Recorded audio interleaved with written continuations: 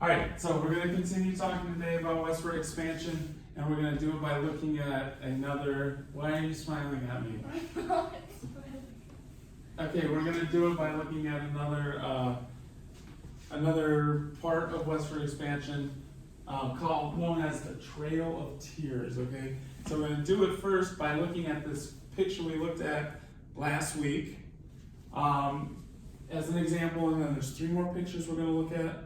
And then you're going to be asked to write a prompt right here. If you're asked to describe the Trail of Tears, how would you describe it in a few sentences? All right, so thinking about, I know we've looked at this picture before and discussed it, but let's pretend like we've just looked at it for the first time. You'll be doing this together as a group, but we're going to do this together as a whole group. What do we see in this picture? What sort of things do we see in this picture? Let me grab my hand out real quick. What sort of things do we see in that picture? What's something we see? Anything you see in the picture? One side's dark and one side's light. Okay, so that is kind of under the second column here. It says adjectives that describe the feelings or mood.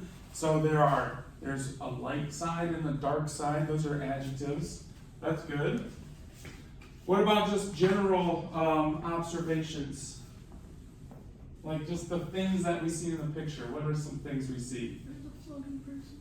There is a big floating person in the middle. Well, how would you describe that floating person? What is we're going to assume this is she. What does she look like? An angel. She looks like an angel, maybe. Okay. Or a goddess, some type of supernatural being, okay? What is she doing? What is she carrying? What does she have? Power line. So this looks like a power line, but it's not. So it's not quite a power line though, because we didn't have electricity yet. What other things? What was a newer invention during the Industrial Revolution that was created? It wasn't quite the telephone. What was that thing called? Not telephone, but remember it was a telegraph. Yes, and do you remember how a telegraph sent messages? There's a special code. Morse code, very good. And so those lines would be carrying those little electrical messages. But it's not power lines, it's a telegraph line. What other things do we see in this picture?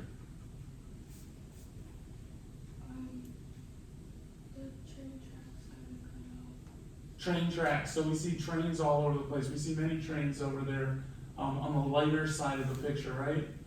What else do we see in the picture over in the light part of the picture? Okay, so people working on like farming. So people farming. So you see all these things. And as we talked about last week, this is progress. This is American progress moving to the West. So all these new inventions, all this progress that America has made is being led by this angel or this goddess to the West, right? Who does not seem to be benefiting from this progress in this picture? Native Americans. They look scared down in this corner, right? So that's another feeling word. They look scared. What are they doing? That could go into the action part of this. What do they look like they're doing? Running, yes. So they're running away from this progress because to them, maybe it doesn't feel like progress. To them, maybe it feels like scary. Maybe to them it feels like people are encroaching on their land and their territory, right? All right, and then what could you see, hear, smell, taste, touch? You don't have to do every single one of them, but what are some things you might see or hear or smell in this picture when you're looking at it? Just a few things. For instance, I could say that I can kind of smell the smoke from the steam engines on the railroads. I can almost smell that burning.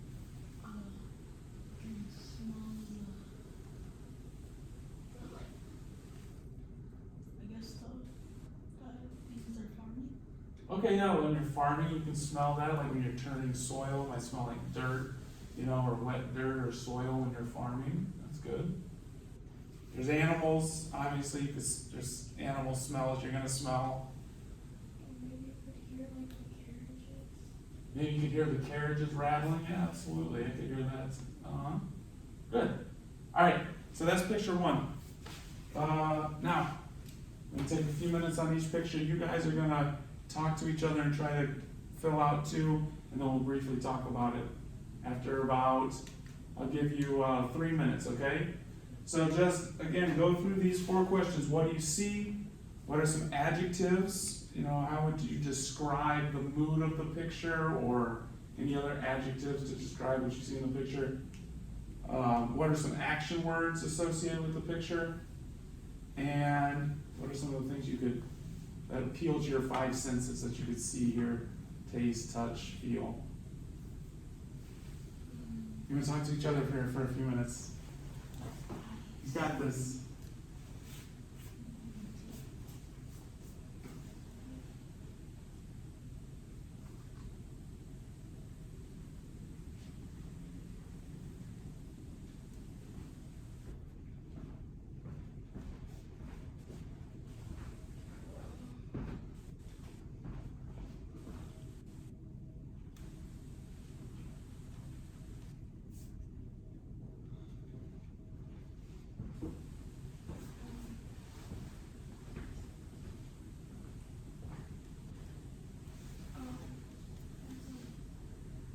Like stuff everywhere. Yeah. There's. You could also say scared.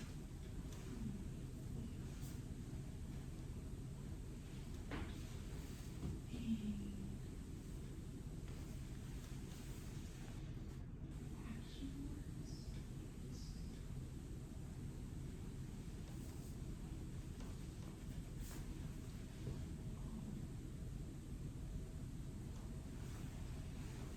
Um,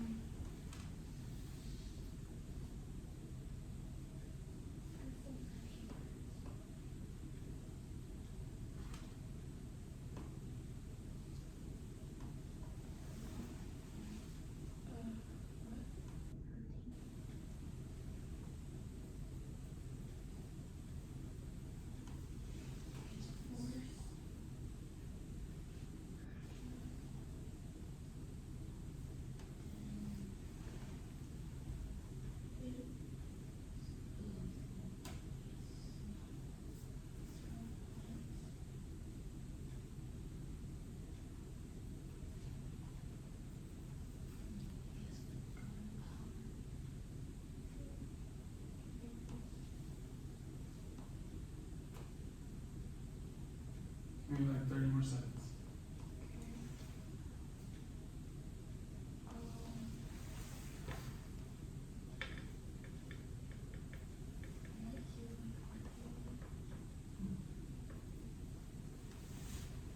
That's good. All right, that's pretty good. I hear you guys having good conversations here. So, about the first one, what are some things that you see in this picture? People taking other people? Okay, kind of yeah, it definitely looks like that. How do you know they're taking other people? They have their hands cuffed or tied behind their back, yeah. Absolutely, and that one guy, I don't know if that's a gun or a sword he has to his shoulder. Is that a gun he's pointing to his back? I'm not sure, but it definitely looks aggressive and they have their guns out. Okay, good, so you see that. Anything else that you said you saw? What are some adjectives you could describe here? Scared. Why? Yes. Could you? Yeah. I mean, you see a woman holding a baby. How scared that must be. What kind of people, in a sense, like? Well, I guess what I'm asking is it men or women who are looking like they're being arrested or whatever's happening to them? It looks like the men are the ones being arrested, forced to go somewhere. And who do you think might be doing the arresting? Like what does it look like? Maybe British, but in general, what's it look like? Like, what do they look like? What kind of people do they look like? Like, what's their job, I guess? Soldiers, it kind of looks like they're soldiers, right? They have soldier uniforms on. Suppose maybe police have uniforms too, but they don't quite look like police. I don't know what police would look like back then, but so definitely look kind of like soldiers. What did you write about? What are some action words? Hurting. Yeah, they might be hurting people. Forcing people off, or making people go by force. That's a great word. And then what are some of the things you might hear or smell or might hear gunpowder? Or smell gunpowder, I mean. Maybe some plants, there's lots of plants out there. Okay. Might hear arguing, I like that. I would definitely be arguing if I thought, some family member of mine is being arrested. What might the little kids be doing? Trying to stop them? What could you might hear from them? Crying, maybe yelling, maybe crying. Right, okay. All right, let's try the next one. Oops, there we go. What about this picture? So maybe we can just talk about it together for time purposes. As we go look at it, what kind of people do we see? What kind of things, do we see in this picture? A lot of people, lots of horses. You have people on horses. Okay. What other things do we see? Horses, okay. What would we say? We see a lot of the people, what do they look like? They kind of look like immigrants. Why do you say that?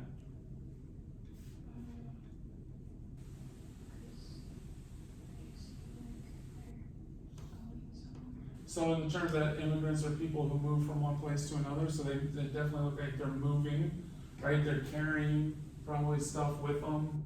They're definitely carrying stuff with them on their backs, maybe in the wagons themselves. You see some soldiers in the background, kind of like the soldiers in the other picture, right? They kind of have that light blue color, okay, and those hats. Maybe the uniforms look slightly different, but kind of like soldiers. They look sad, so that's kind of the feeling or adjective. There is a mood of sadness. This woman definitely, she's got her head down. She does not look happy. What else about it? Seems to me, an observation I see, lots of women and children, right? Lots and lots of women and children out there. Okay. There's a big long line of it. Those are all great observations. This guy here is interesting to me. He looks like he's with the rest of the group, like he's not a soldier, but he's carrying a gun almost as if he were a soldier. A leader of the people? He might be. It's possible.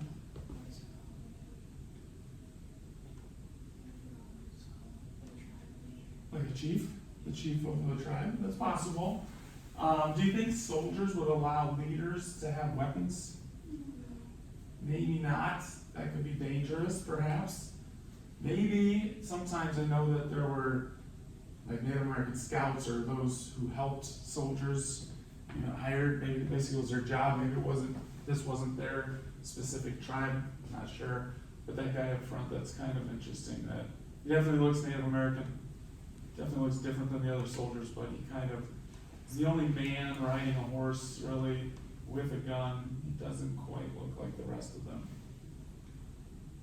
Okay. And then one more picture, last picture. I know we have a little couple primary sources to read, and then you're gonna do your writing response. Okay, this picture. What are some things we see?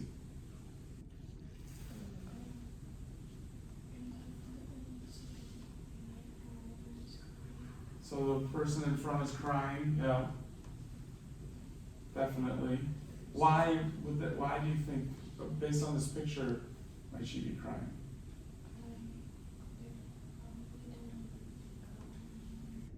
Maybe they're being forced to move, they don't want to go where they're going.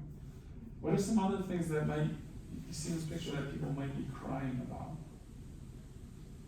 It looks like someone died recently. It looks like there's definitely here, it looks like there's a body, maybe that person died. Okay, absolutely, I was trying to see if there were any other indications of that, but Also, it's like autumn. it's like autumn, you think? Yeah, it might be autumn. I don't know, that might just be the coloring of the picture, but it might be autumn, it has that, those colors do come out in there. Okay. All right. But we definitely see that person dying over there and people crying. Trail looks kind of muddy and wet. There's like puddles in places. Okay. All right. Last thing here, before we make connections, we're going to read this here. So we're going to read these two excerpts about the Trail of Tears, two accounts of life on the Trail of Tears. Claude, would you mind trying to read this first, like paragraph or sentences? I saw the helpless Cherokees Good. arrested and dragged from their homes and driven out the bayonet point into the stockades, and in the chill of the drizzling rain over October morning, I saw them loaded like cattle or sheep into 645 wagons and started pilgrims. Good. So again, this person is describing like people being herded like cattle and sheep into wagons and having to move west. And it also talks about October morning. That's kind of, you said it looked like autumn. Maybe that's true. And then the drizzling rain and the chill. Good. Sophia, can you read this second one? One can never forget the sadness and Or solemnity.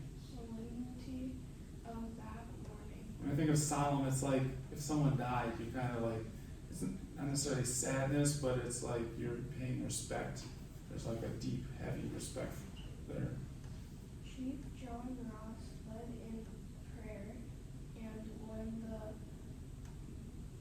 Bugle? bugle sound and the wagon started rolling, many of the children rose to their feet and waved their little hands goodbye to their mountain homes, knowing they were leaving them forever. Many of these helpless people did not have blankets, and many of them had been driven from their homes barefooted.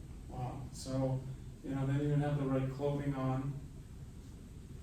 And they were leaving for good, like they were never going to see their home again, it says. So, and then I'll read this last part. On the morning of November the 17th, we encountered a terrific sleet and snowstorm with freezing temperatures. And from that day until we reached the end of the fateful journey on March 26, 1839, the sufferings of the Cherokee were awful. The trail of the exiles was a trail of death. They had to sleep in the wagons and on the ground without fire. And I've known as many as 22 of them to die in one night of pneumonia due to ill treatment, cold, and exposure. Among this number was the beautiful Christian wife of Chief John Ross. This noble-hearted woman died a martyr to childhood, giving her only blanket for the protection of a sick child. She rode thinly clad through a blinding sleet and snowstorm, developed pneumonia, and died in the still hours of a bleak winter night with her head resting on Lieutenant Gregg's saddle blanket. So all those things that we were looking at in the picture and the ideas you guys came up with really kind of hit home right here in this account of this guy who was a Cherokee messenger. So he was a messenger for the tribe. And then there's a second account here of a newspaper guy from a newspaper at the time called the New York Observer. And it says, on Tuesday evening, we fell into a detachment of the poor Cherokee Indians, about 1,100. We found them in the forest camped for the night under severe fall of rain. Many of the aged Indians were suffering extremely from the fatigue of the journey and ill health. We found the road literally filled with a procession for nearly 3 miles in length. The sick and feeble were carried in wagons. Multitudes go on foot. even aged females, apparently nearly ready to drop in the grave, were traveling with heavy burdens. And on the sometimes frozen ground with no covering for their feet, they buried 14 or 15 at every stopping place. Some carried a downcast, dejected look of despair, others wild, frantic appearance, as if to pounce like a tiger upon their enemies. Alright, so based on that, just try to come up with a few connections, and here's some sentence starters or frames if you want to, it helps you think about it. But what are some connections between what we just read and all the pictures we just looked at? And with that in mind, thinking about how you're going to answer this question in a few sentences. If you're asked to describe the Trail of Tears, how would you describe it in a few sentences? So maybe try to answer those 5 questions there. What happened? Who was involved? Why did it happen? Where did it happen? And how did it impact the people involved? And I guess we didn't really talk about the why so much at this point in time. There was another activity we were going to do with that, but why do you think these people were pushed off their land? So who could build more stuff?